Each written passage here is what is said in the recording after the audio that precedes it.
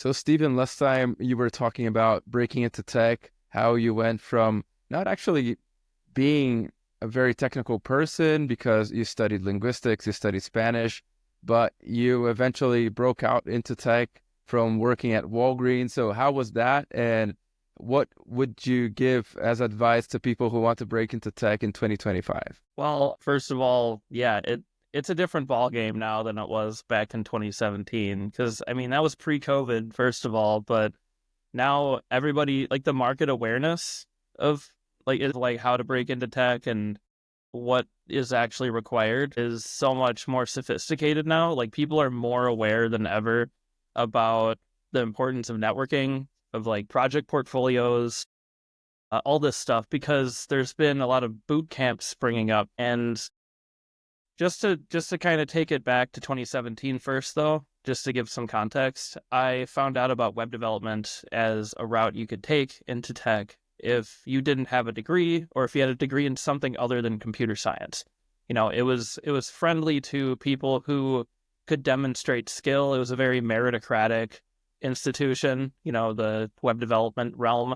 And so there was hope for people you know, who were disciplined enough to find learning resources, build websites, have a portfolio to show off, demonstrate their skill, and network so that, you know, if you could prove yourself, basically you could get a job. And even though it was less true at that time than it may have been even in like 2012, 2013, around then or so I hear, it was still very possible. But then when COVID hit, everyone started going remote, not even by choice. So people started finding out more about this stuff, because they hated their jobs a lot more, especially if they were in retail like I was. Because I mean, after I left Walgreens for tech and I was already like in quality assurance, I would stop into Walgreens where I used to work, and I saw that now they had to do all this wiping down of surfaces and everything, and they had to wear masks while helping customers. And it's like, talk about increasing the pain of your current job, right? And making you think more about other opportunities out there that maybe don't require you to do that. It's like everyone started wanting Hmm. remote work. And so a lot of people started looking at tech because that was like the promised land for remote work. Like almost all the jobs could be done remotely. And so, naturally people think, okay, well, if I want a remote job, how do I get it?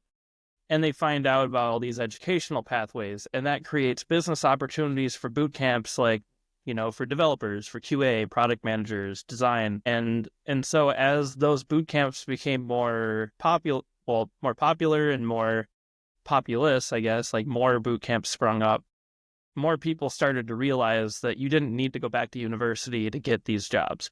And so not only that, but in the boot camps themselves, they teach people these strategies that were kind of like secret for a long time, or that you would only find out about if you talk to like a content creator in tech or somebody who got their job through demonstrating like their skills with a portfolio. And so now you have all these people with portfolios and personal websites and excellent LinkedIn profiles, and like the competition, it just like went like way up post Hmm. COVID in that market. And then the layoffs happened, and it got even harder because now you have all these senior talent from like Microsoft and FAANG companies that you're now competing against because they're trying to get employed again too. So they're not like laid off for a year. So if you're trying to break in now, in short, the strategy is like you need to win attention. Like you need to get more attention than everybody else that you're competing against. And so that involves kind of a new playbook that not everybody's using yet because they're still looking at the pre-COVID strategies to save them. Like, well, if you could just make a portfolio with projects and, a personal website, and you could amp up your resume and LinkedIn like you used to, then it should still work now, right? Well, you still need to do those, but now you also need to meet people. You need to get engaged in communities. You need to like show that you're a thought leader of sorts, like that you need to demonstrate authority. And there's a lot of ways to do that, but a lot of people are afraid to do that because a lot of people in tech, as we know, are introverted. The concept, I mean, I've some of the students who've been testing my course, they come to me and they're like after they finish the automation project part, they're like, I don't know how I feel about writing content. Like my English isn't so good. I don't really feel confident in my writing. Like, I'm a bad writer. And it's like there's all this imposter syndrome around this stuff Mm-hmm. now. Whereas people are like, there's no room for imposter syndrome around tech skills anymore. You just have to go do it. You have to find a way because everybody else has that already.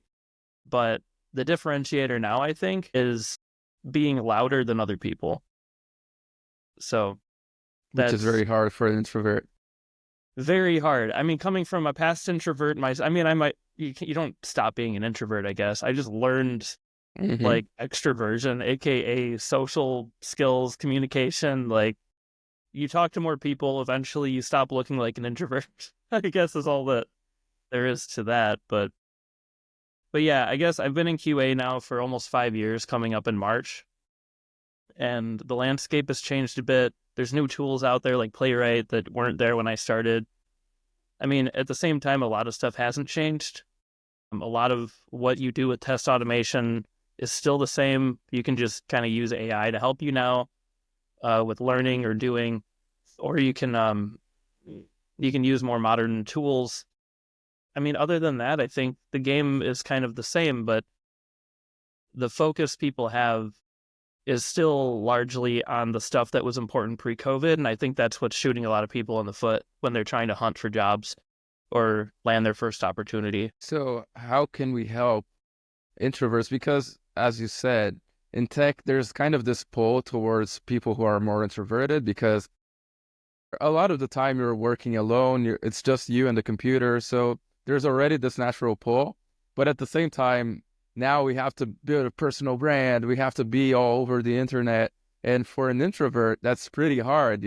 Like you said, you have imposter syndrome and you're like, I don't know if I'm good enough to do this. I don't know if, like, I hate a camera and everything. So what kind of tips do you give to your students so that they can get over that hump? Well, I mean, yeah, it's a real fear, and I myself am not skilled at the video content like thing yet. I haven't put enough time into it. Like, I've experimented a bit, but I don't say that I'm like good at that. I think that's more your thing, honestly. If we were being serious, I'm probably gonna go to you when I start doing more video content. But I think written content is plenty right now, and I think that it's a lot easier. There's a lower barrier to entry for people who are shy or not very confident. But I think what I find is people still think their writing sucks, and maybe they haven't had success in the past when trying to post. I know I used to have very bad engagement on my stuff before I started learning from people on like Money X and or Money Twitter, as it was called back in the day, where you see all these people like they learn to write to sell, and that writing just ends up looking more compelling, and it's useful outside of that realm is what I'm trying to teach people, is that you want to Mm-hmm. copy the strategies that these people are using. Like, they're using copywriting techniques, stuff that like you probably haven't even thought about using for your content, like because you just think it's supposed to be like, I don't know, like authentic, as in like I'm not trying, I'm just writing stuff. you know Mm-hmm. but there's like this whole framework you need to adopt, or like this way of thinking about writing, if you want people to look at your stuff. And I look back at my old tweets. You JC and I were looking through my old Twitter account, and it's obvious I had no idea how to write back then.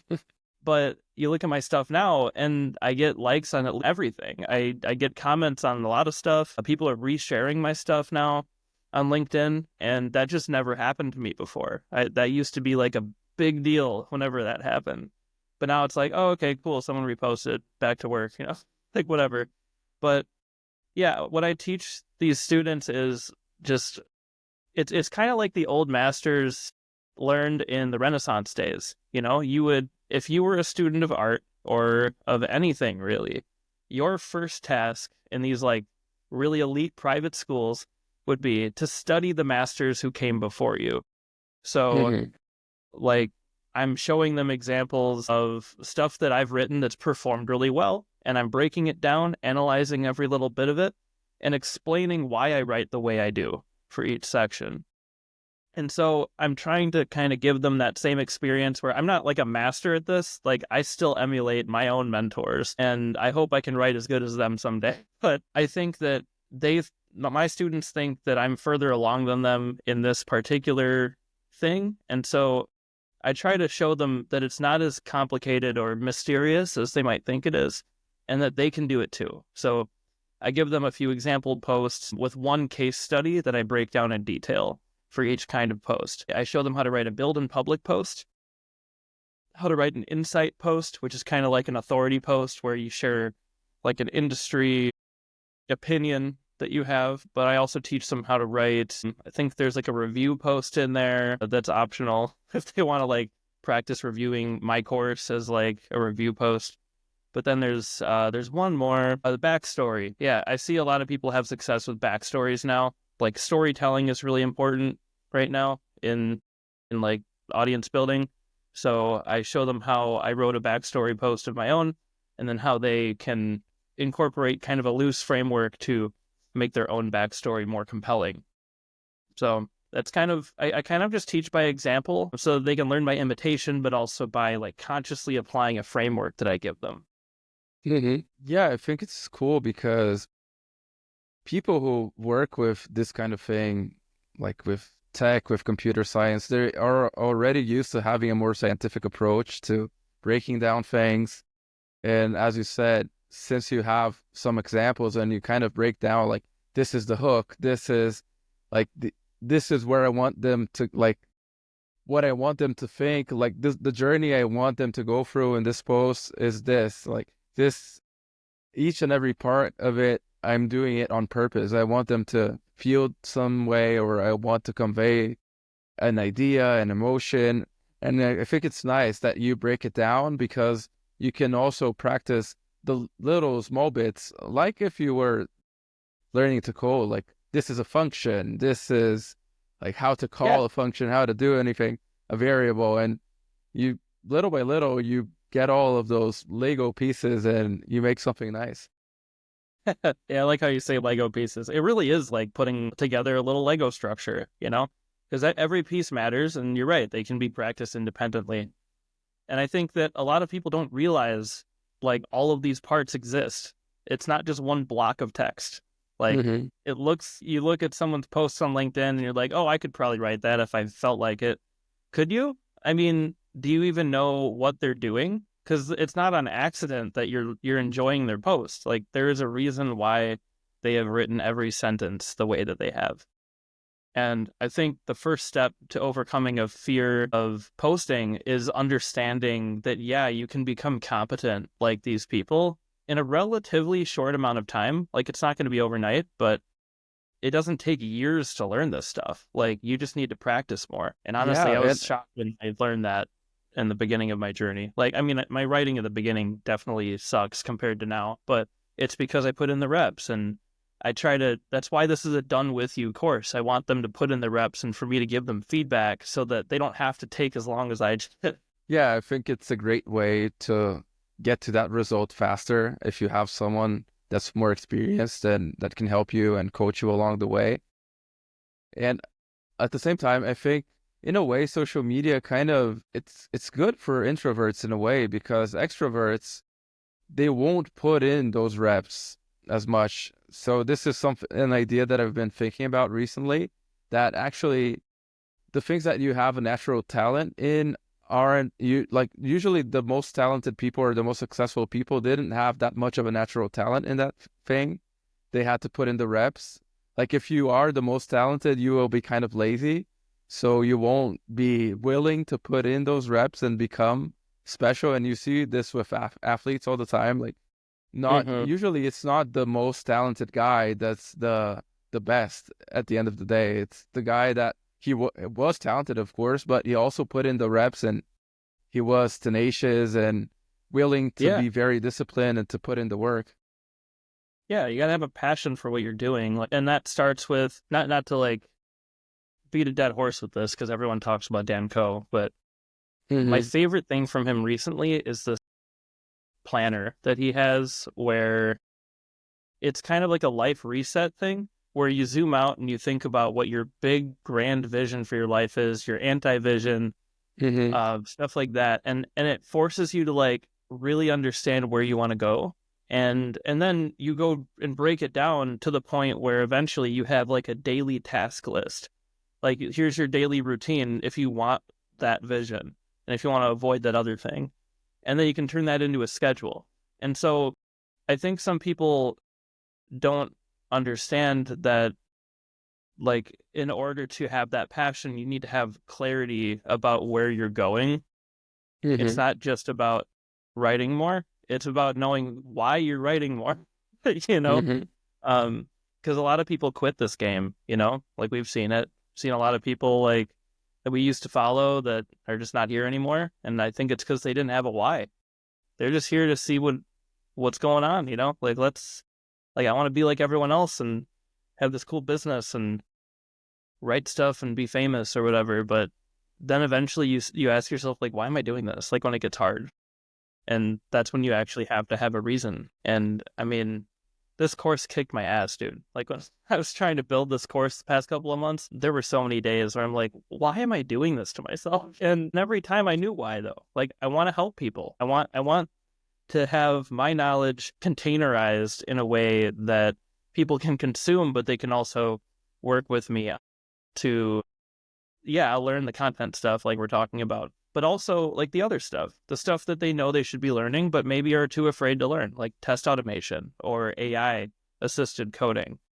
Like, this is stuff that a lot of people just put off until everyone's doing it, because it's scary being an early adopter. You don't want to be the idiot, you know, like, who Mm-hmm. shouldn't have, who like is using something that's going to be obsolete in a year or whatever.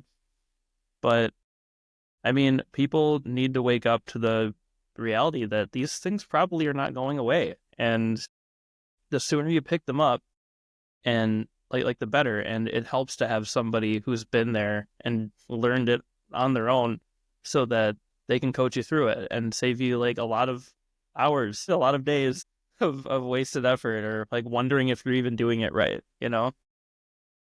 Because I had to battle a lot of my own imposter syndrome coming up in QA. So how was that battle for you with your own imposter syndrome? It was brutal, man. I think I still have, well, I can't really say I have a whole lot of it left anymore, because when you get as much validation as I'm sure you've gotten as well from like your podcasting stuff, and people start to view you as an authority and ask you for help with stuff, like, you stop feeling like an imposter and you just start wanting to be better so that you can help people more, because you believe that you can be. And I think a lot of my battle with imposter syndrome was stemming from a place of, I don't really think I can do this. You know, I don't think that I'm the person who will be good at this in 5 years. Like, I don't think I can be better than that guy who's sitting next to me. Or like, this person has a skill that is just beyond me. I don't understand it. I never will. You know, there's just that attitude of like helplessness. Like, oh, well, I guess I'm the junior, you know? But, Mm-hmm. but then like, eventually got an opportunity after my first job. Like, I landed the second job where they kind of surprised me with this challenge where I needed to build 2 test automation solutions from scratch, when I thought I was going to have a whole team to help me. And I did have a team, but they weren't on in my little corner. They were doing their own stuff with their other pods. Like, there's this pod structure in tech often where a business has different priorities, right? Like, maybe they're working on project A, B, and C. They'll assign a cross-functional team to each project. And so each of those teams has a QA, right? Well, that's kind of what they meant by, like, they have a QA team. Yeah, they have a one QA in each of these pods, and you're it for this one. They don't have any automation yet. So get to work. I'm like, oh, fuck. So, I mean, after that experience, I couldn't help but feel confident, you know, because I just built something that was valuable and that did what they needed it to do. And that was the first time I'd ever built test automation myself without relying on a team to do it for me, you know?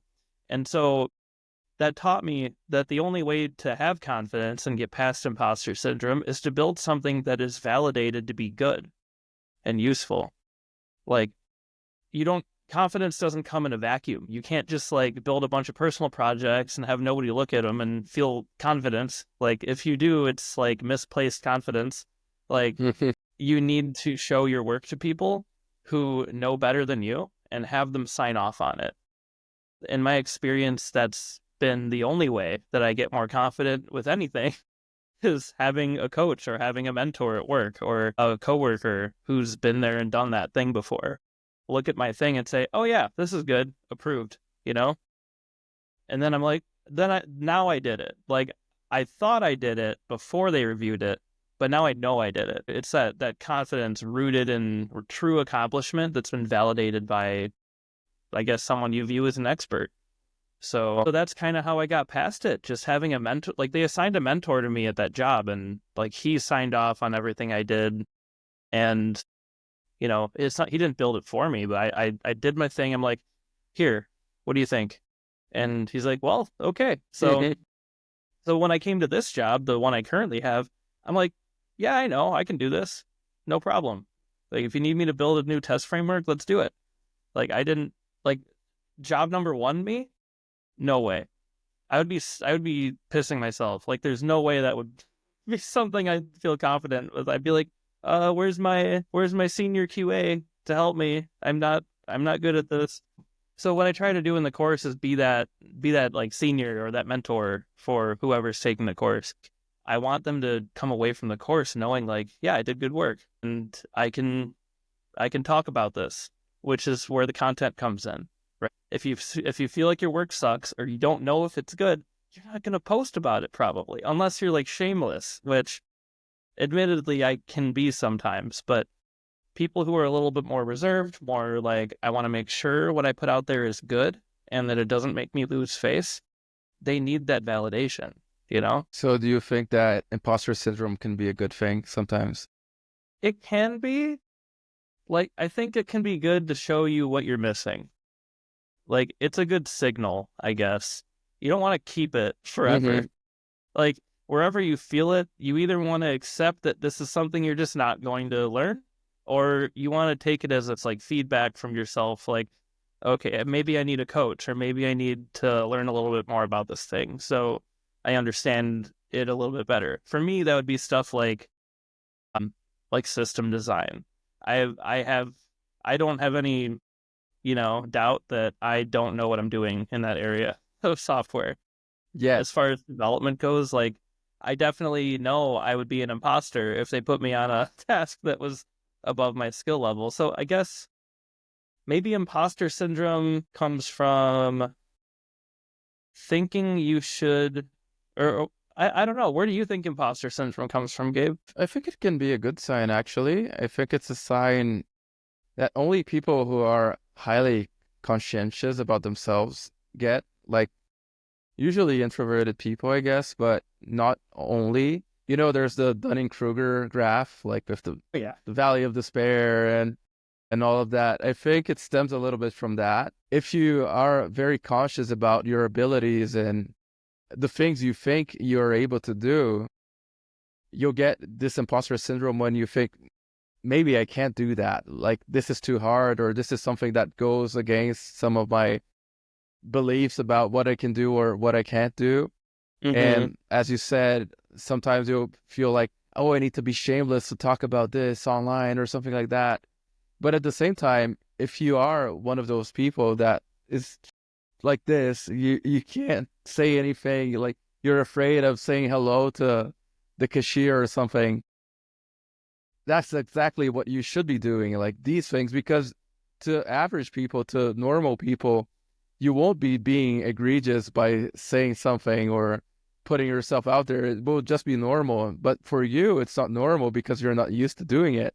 So in the beginning, I think you need to really push yourself to do things that you think are insane, actually. Like, even for me, when I started, dude, like I didn't start putting out videos, like 1 hour talking head videos by myself. I just, little by little, you start, I did some videos that were like faceless videos in the beginning, and then some short videos, and then eventually you build up, like you said as well, like you are at this level, and then you go step by step, and eventually you get here, but you won't go from here to here in one step. No, and I think that brings up a good point about like unknown unknowns. I think that might be where imposter syndrome lives, where you don't really know what it takes to get good at the thing that you know that you're not good at.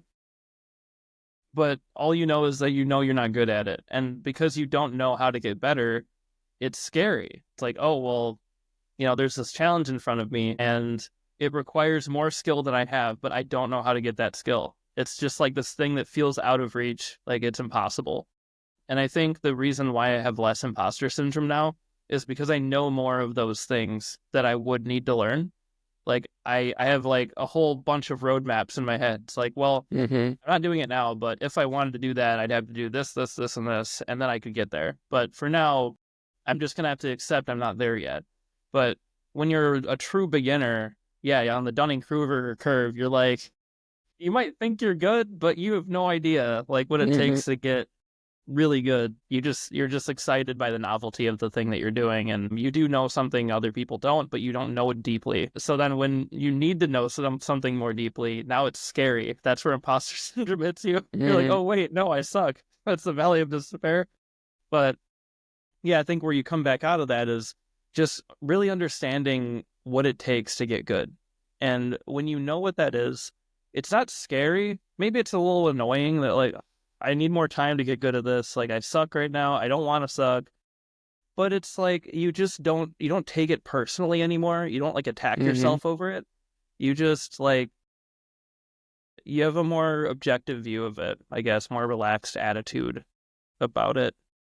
Like I used to have it about making friends, meeting people, or dating, and I'm married now, Mm-hmm. so I guess I got over that. But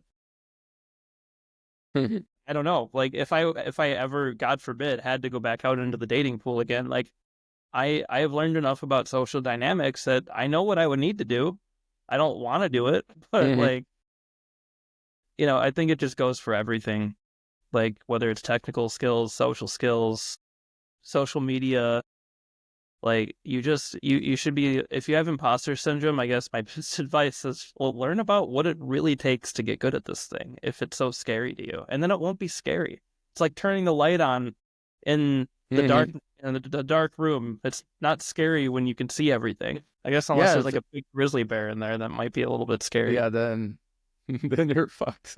That's a known, it's gonna kill you. Yeah. Like that's Yeah, otherwise you'd be killed anyway, but you just wouldn't see it. yeah, which might be better. I don't know. Yeah, just out of nowhere. But I Yeah, no think you problem. bring a great point, man, that I think it's scarier in the first few times that you encounter it because, like you said, you have to go through a lot of things with social dynamics and with other things in your life that you have to go through. And then I think it's part of growing up as well. You're like, okay, so this is the new challenge. How can I get over this? Like, let's make a roadmap. And then if you are doing the roadmap and you still can't get over it, like maybe I need to change this map, maybe I need to change my goal, or but you're more like centered, you're not like, oh, shit, I'm not gonna be able to do this. This is impossible. You're more like, okay, let's break this down. I'm a I'm a grown boy now. Yeah, How can I do this? Like maybe I can find someone to help me to like make this roadmap better or something. Like they can help me shed some light into the bear. But you're not as afraid as you would be in the first few times. yeah, and that brings me to another thing that I'm sure you've definitely been hearing about lately, the rise of decentralized education. I definitely think a lot of all of this like fear and uncertainty, doubt, doom and gloom, all that stuff, this imposter syndrome epidemic, I really think it's because we're stuck in the school system until we're 18 years old that is not demystifying any of this stuff for us. Like Mm-hmm. it's teaching us all this stuff that might like it'll help us write intelligently and communicate ideas and stuff, but it doesn't teach you how to meet a new friend. It doesn't teach you how to network, how to get a high level job or start a business or any of this stuff. It's like going to become more and more important. And so you're stuck like just, picking up the pieces and trying to figure out, well, who does know anything about this stuff? Like, and you end up finding people online because that's where it all lives now. You coaches and mentors and online teachers. And I think that that's only going to be bigger in 5 to 10 years.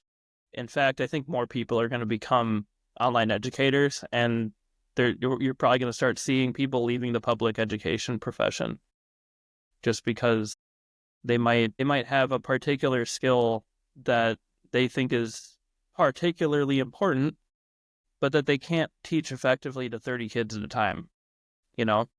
Yeah, I So think this kind of goes back to the beginning when you were talking about how people need to put themselves out there to get a job.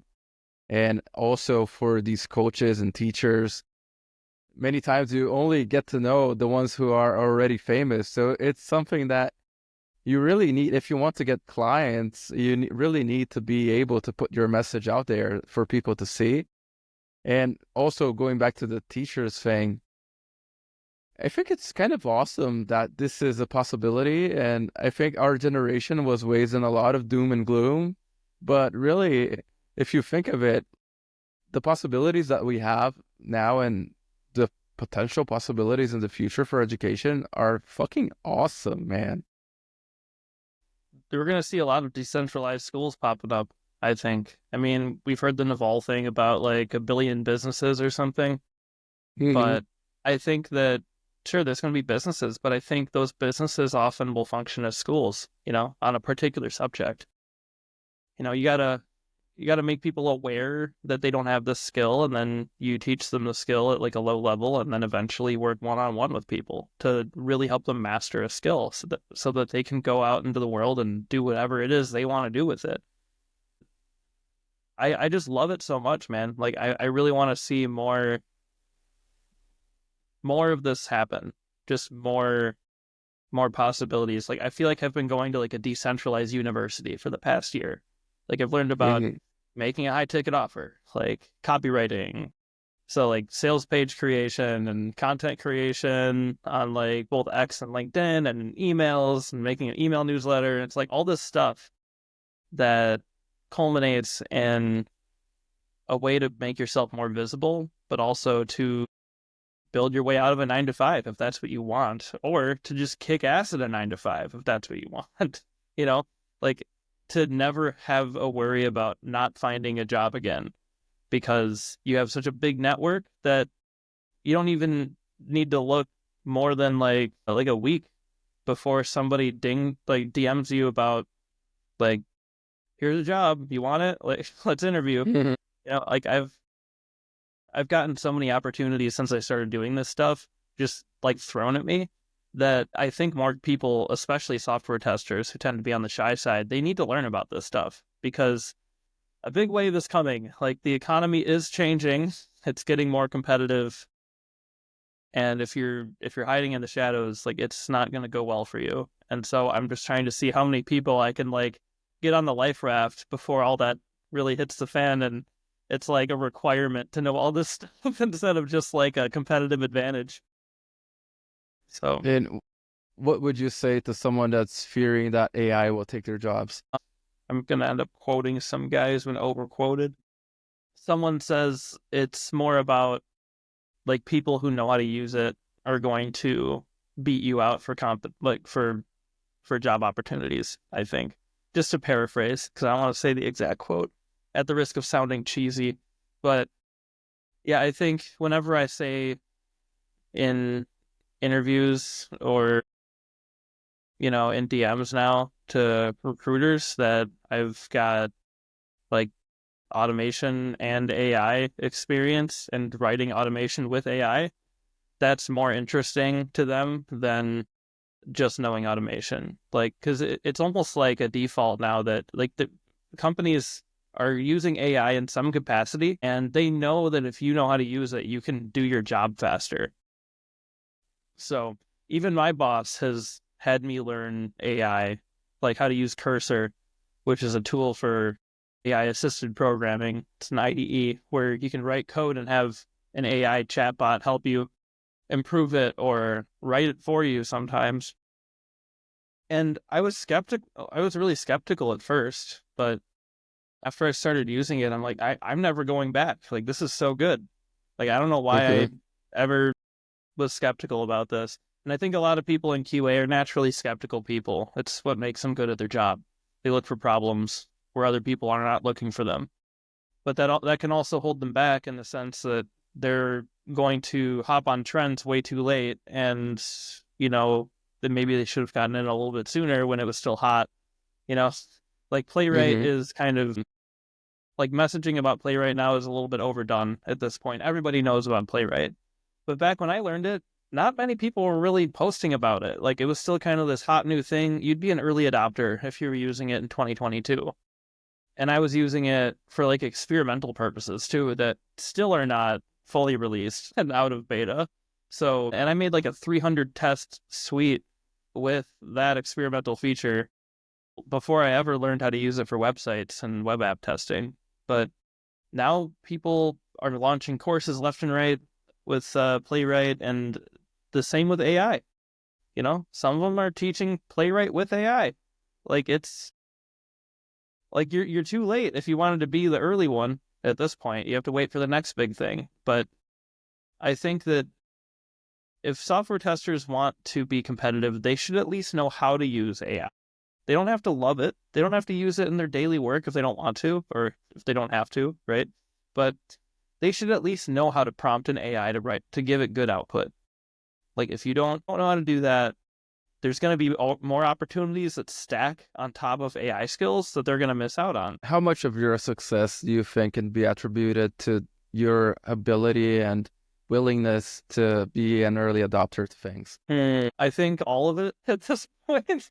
I don't know. Maybe I'm not like an early adopter. I'm not like the first user or anything like in that first cohort, but I tend to hop on the train right before it hits mainstream, like a good year before everybody's like, yeah, this is a cool thing, at the point where people are like, oh, that's interesting, but I'm learning this other thing, And for me, like my entire career was that. Like going into tech when I did, I could be considered a somewhat early adopter because pre-COVID, people weren't trying to do it in like the same capacity that they are now.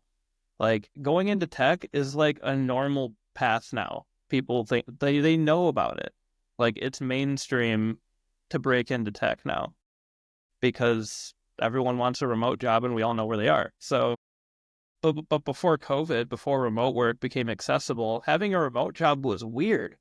It's like, what? You get to just work at home? Must be nice. But now, yeah, I guess learning web development back then set me up to be positioned to start taking advantage of some of these other things. Like Playwright, I was willing to use that instead of a more established tool because I knew it was, I knew it was like a good solution. It looked like, I didn't know how hot it was going to be, but it looked like it was better than Cypress, which is the thing that was popular before Playwright. And so I wanted to give it a shot. But I think that adopting something early is nice, but you have to be careful because it's not always going to pay off. Like there's definitely some things that we've both tried that are no longer here. Like the AI arms race definitely had its losers, and so did a lot of other areas. But well, like anybody, I guess, for example, who adopted the Arc browser, nobody cares anymore. Like I haven't heard people raving about that in a while, and it seemed like it was really promising when it came out. So I guess I wouldn't say success would have come from early adoption. It's like you have to be willing to try stuff that other people might not want to try yet, but you also have to know when to fold, like when to move on. Like if this isn't really picking up steam, maybe don't invest more into it. And what else should we know about your course and when is it coming out? Well, there's a wait list. They're getting it Friday. They have an entire week before I give it to the rest of my email list. I'm only releasing it for subscribers to my newsletter because, I don't know, I think they deserve it. Like they hopped on, they seem like the most interested people in it. And I figure that means they should get the access to it. And everyone else, I figure if they wanted the course, they'd already be on the list because they'd be interested in the topics that are going to be talked about in the course, like content creation on LinkedIn so that you can be seen as more of an authority, how to code with AI, how to build a Playwright test suite that is running on an app that's real It's the Amazon.com website. It doesn't get more real than that. And yeah, that makes it messy a little bit sometimes, but that's how you learn with like the weird stuff. And that's why this is a done with you. Because like if you give that to somebody without help, like there's a pretty good chance they're gonna flunk the whole thing. But I've been able to help a couple of students through it so far.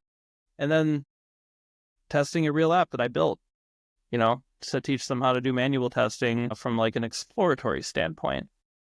It'll teach them how to test new apps that they haven't seen before and how to write a bug report if they see something that's a little off in a real platform. I'm actually having them join my Jira project, make a bug, and then I give them the bug report from like copied over to Notion that they can share anywhere they want. So the common theme with all this is technical competence that you can share, like building social proof with your skills rather than just keeping it to yourself and the resume and anybody who reads it, like people need to start thinking about that other dimension of things. When you learn something, now you have to share it.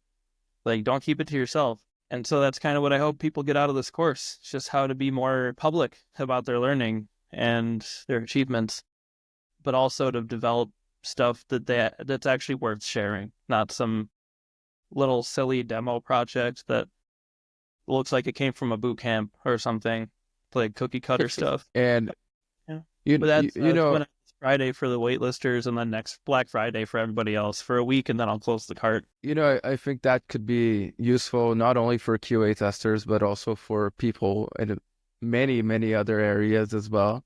But who do you think is the ideal student for your course? Definitely beginners to testing, maybe junior QA who've been in the field for like a year or less, or they're still looking to get into their first QA opportunity. And they're going to need to know really basic JavaScript and a little bit of Git, teensy bit, just enough to push your code to the thing in the cloud. And yeah, that's it. Like no crazy fancy stuff. Yeah, just like code management. So easy stuff to learn in like a day, I guess. And then the JavaScript side, maybe they need to spend like a couple weeks of prep just to make sure they understand enough how to write test code. But you don't need to be like an expert programmer for this course at all. Almost no programming experience required. But I'm not teaching JavaScript in the course, so they might want to know a little bit before they hop in. Yeah, it's really good to break into tech then because you don't really need to be that much into it before. And with the course, you can help them a lot to get to that level that they can really get a good job and start playing around with tech, right? 100%, man. The goal is to teach them testing and all the skills related to that and sharing it in public. But yeah, not teaching them programming. They can do that somewhere else. Maybe I'll have a programming course in the future. For now, it's like the MVP. It's like trying to cram as much useful project stuff into this thing as I can in a way that they can finish it quickly. It took me 2 months to make the course, so I really hope it doesn't take people more than 2 months to finish it. Should be like a month or less, ideally, but we'll see. Yeah, man. It sounds like this course is very useful for anyone that really needs these skills. And I really hope that you have a blast and you can help thousands of people with it because I know of your potential and of the things that you bring to the table for them. So I'm really bullish on this, man. Thanks, man. I cross my fingers. I really hope that I can help a lot of people with this thing. And I'm confident when they join it that they're going to get a better experience than maybe they even had at any boot camps they've taken. Because those are becoming like the new public school system, honestly. Mm-hmm. Like it's group learning, There's no one-on-one. I mean, if there is, they don't have the staff to do it for everybody every day. So this is where solo educators come in and save the day for people who really need that high-touch experience when they're learning. Yeah, definitely. And things are changing so fast that you can't just do 18 years of school, 22 years of school, and like I'm done. I don't need to learn anything else like you could 100 years ago or 200 years ago, perhaps. But now things change so fast. Like you really need to do those little courses or read books, listen to podcasts and things because things change so fast that you can't afford to be like, oh, I'm not gonna learn anything for the next 5 years because Mhm. you're just gonna get run over by other people who were learning while you stopped. Yeah, it's a very competitive landscape now, but yeah, keep learning and you'll do fine. I guess is the way I see it. Keep trying to like fill the gaps in your knowledge where you think that they're stopping you from going where you're trying to go. But Steven, my brother, thank you so much for bringing this to today for us. And what's your definition of success? thanks, bro. Definition of success. Man, that's such a deep question. I guess for me, it's becoming more and more that success to me means having the freedom and the ability, maybe even the luxury of choosing how I spend my day. Like, I want to wake up, like, to be, if when I think of myself as successful, I want to be waking up every day, getting to choose what I work on, getting to choose when I take breaks from that thing, you know, designing my own life. I think being able to be the architect of your life and your everyday, I think that's success. Just having that choice so that you can use it well. Yeah, I think next time we should do an episode about lifestyle design because I think that's a fascinating topic. Yeah, that's a rabbit hole. It Lifestyle. is. Yeah, that's relevant social stuff too, but that's another rabbit hole. But yeah, we have so many rabbit holes and we could keep here forever. Bro, where can people find you and do you have any last thoughts, any last things you want to talk and you want to say to them, a message that you want to say to anyone listening to us? So I guess first of all, they can find me on LinkedIn. I'm there a lot, mostly because that's where all the software testers are. I got a newsletter at thesocialqa.com where I try to help out those software testers who dream of one day not having a 9 to 5, like myself. I'm sure I'm not the only one. I'd be scared if I was the only one. And then I guess parting thoughts. I couldn't even imagine doing what I'm doing right now, like years ago. I didn't think that I was capable of this. So I guess just dream bigger, you know? Like have some standards for yourself in your life. Know that you deserve to have a good life and then start figuring out what that looks like to you and get to work, you know? That's fucking awesome, man. Thank you so much for coming, man. It was a fucking blast. Yeah, man, it always is. I love coming on here with you. This is great. Thanks for having me. Thank you for watching Rock and Roll to Success with my buddy Steven Boutcher. If you like this episode, you should definitely check out the other episode I did with him. We talked about his trajectory, about breaking into tech, how he went from working at Walgreens to being a tech lead in QA.